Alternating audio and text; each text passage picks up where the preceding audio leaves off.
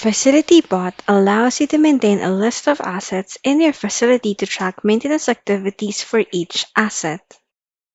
Import a list of assets using the Import CSV button, or create new assets individually for tracking. Link fault reports to the asset, or link preventive maintenance checklist to the asset.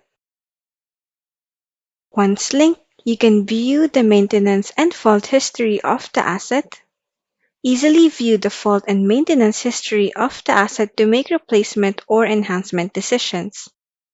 You can also add notes and documents to the asset, add maintenance notes, or attach PDF documents such as warranties or manuals.